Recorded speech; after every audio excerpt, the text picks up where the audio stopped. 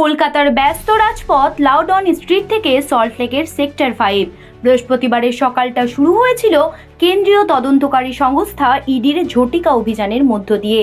আইপ্যাকের কর্ণধার প্রতীক জৈনের বাড়ি এবং অফিসে যখন তল্লাশি চলছে, ঠিক তখনই ঘটল সেই অভাবনীয় ঘটনা, যা ভারতের সংসদীয় গণতন্ত্রের ইতিহাসে আগে কখনো দেখা যায়নি। মাঝপথেই তল্লাশিতে বাধা দিতে রণংদেহী মেজাজে পৌঁছে গেলেন খোদ রাজ্যের মুখ্যমন্ত্রী মমতা বন্দ্যোপাধ্যায়। ইডির চোখে চোখ রেখেই কি ফাইল সরিয়ে ফেললেন মুখ্যমন্ত্রী? ফাইল এবং ল্যাপটপ কি তবে কোনো গভীর রহস্যের গোপন সিন্দুক?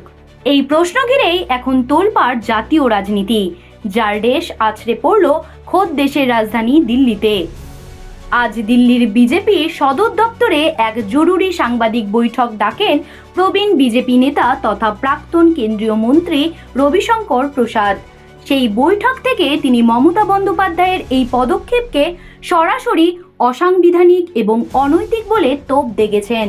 তিনি প্রশ্ন তুলেছেন যে দীর্ঘ 14 বছর একটি রাজ্যের প্রশাসনিক প্রধান পদে থাকার পরেও কিভাবে মুখ্যমন্ত্রী হয়ে তিনি তদন্ত চলাকালীন কোনো ব্যক্তিগত সংস্থার অফিসে ঢুকে নথিপত্র নিজের গাড়িতে তুলে নিতে পারেন। রবিশঙ্কর প্রসাদ অত্যন্ত কৌশলে বিহারের প্রাক্তন মুখ্যমন্ত্রী লালু প্রসাদ যাদবের উদাহরণ টেনে এনেছেন এবং মনে করিয়ে দিয়েছেন যে লালু প্রসাদ বা রাবড়ি দেবীর বাড়িতেও একসময় সিবিআই অভিযান হয়েছিল, কিন্তু তারা কখনো তদন্তের কাজে এভাবে শারীরিকভাবে বাধা দেওয়ার সাহস দেখাননি।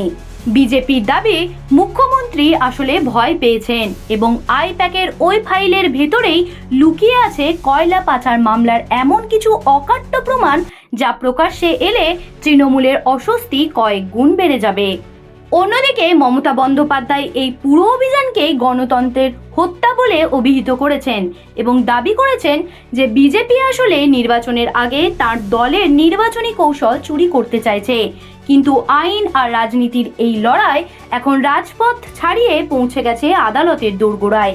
অতীতেও প্রাক্তন পুলিশ কমিশনার রাজীব কুমারকে বাঁচাতে মুখ্যমন্ত্রীর ধর্নায় বসার প্রসঙ্গ টেনে বিজেপি বলছে যে তদন্তে বাধা দেওয়াটা মমতা বন্দ্যোপাধ্যায়ের চিরকালীন অভ্যাসে পরিণত হয়েছে। সব মিলিয়ে বলা যায়, একদিকে ইডি যখন নথিপত্র ছিনতাইয়ের অভিযোগ তুলছে, অন্যদিকে মুখ্যমন্ত্রী পাল্টা অভিযোগ দায়ের করছেন কেন্দ্রীয় বাহিনীর বিরুদ্ধে। শেষ পর্যন্ত এই তদন্ত কোন পথে এগোবে এবং আইপ্যাকের ওই রহস্যময় ফাইলে ঠিক কী ছিল তা হয়তো সময়ই বলবে। তবে আপাতত মুখ্যমন্ত্রী বনাম কেন্দ্রের এই সংঘাত বাংলার রাজনীতিকে এক চরম অনিশ্চয়তার মুখে দাঁড় করিয়ে দিয়েছে। জ্যোতি সরকারের রিপোর্ট, হেডলাইন্স কলকাতা। আনন্দ আর ভালোবাসার দীপ্তিতে গড়া সমুজ্জ্বল পরমা, ঠিক তোমারই মতো। শ্যাম সুন্দর কোম্পানি জুয়েলার্স, আগরতলা, উদয়পুর, ধর্মনগর, কলকাতা।